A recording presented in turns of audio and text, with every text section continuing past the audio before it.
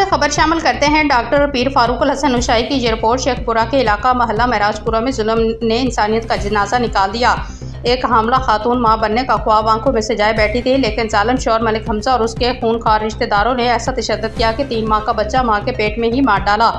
जी हाँ, मारने वालों में सिर्फ शौहर ही नहीं बल्कि उसके मामू मलिक अमजद, मलिक यूसुफ और मलिक इम्तियाज ने भी जुल्म की तारीख रकम की।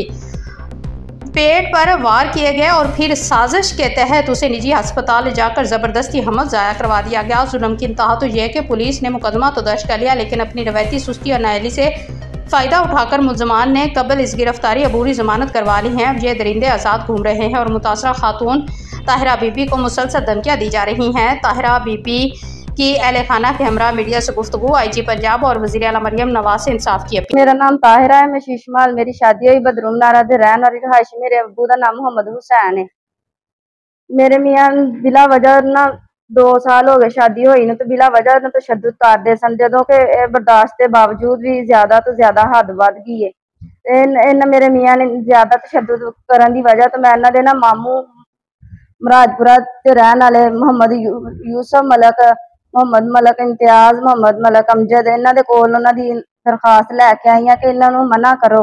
जदों मैं इन्हां दे मामूआं कोलों शिकायत लैके ते इन्हां दे बारे दस्सिया है कि तशद्दुद कर रहे ने, इन्हां ने इस गल दी बजाए मतलब गुस्से च आके इन्हां दियां बीबियां ने, इन्हां दे मियां ने मलक यूसुफ, मलक इम्तियाज ते मलक अमजद, रिहाना बीबी ते जुबैदा बीबी, इन्हां ने ना गुस्से च आके ते तशद्दुद शुरू कर दिता है।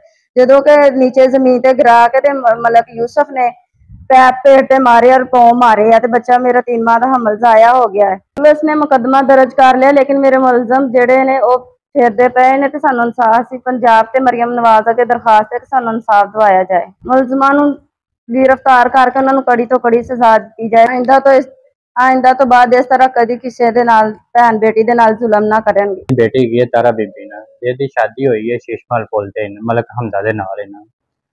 काफ़ी दिनों तो मसले मसाइल उन्होंने घर घरेलू चलते आ रहे थे, जिहदी वजह नाल तशद्दुद का निशाना बनाते थे। पहले भी काफ़ी दफ़ा इस तरह हो चुके आए ना, तो उन्होंने तशद्दुद का निशाना बनाया, जिहदी वजह नाल कोई बह के उन्होंने असीं काफ़ी दफ़ा भेज चुके हैं पहले भी ना, लेकिन इस दफ़ा उन्होंने इतनी ज़्यादा जुल्म कर दिता है कि वह 3 माह का हमल ज़ाया हो गया है। मैडिकल दे विच भी आया है ना।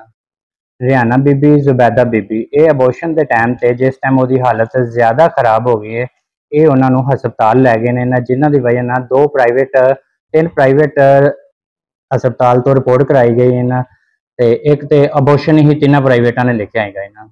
वो हालत इतनी कि ज़्यादा खराब कर दी है कि 3 हस्पतालों ने वह अबॉर्शन ही दसिया है कि ताकि वह मसलन हमल ज़ाया हो गया है ना। उस तो बाद हमल के टाइम ते उन्होंने मसलन बेहोशी की दवाई खिला कर उहदे नाल मसलन उहदा अबॉर्शन ज़ाया किया गया है ना, उहदी मर्जी के खिलाफ। महराजपुरे आ गए हैं, महराजपुरे गए हैं ते ओहदे मामे किन्ना कराया सी। उस तो बाद उन्होंने अगों पैप ना मतलब गर्मी ना गल्लां कीतियां, उन्हां पैप ना कुटना शुरू करता कुड़ी नूं ते यूसुफ ने। ते फिर दूजा मारा कड़ा ही बच्ची का हमलो कड़ा जाया हो गया। साडी मरियम नवाज अगे अपील है भी इन्हां मुलजिमां नूं सजा दी जाए।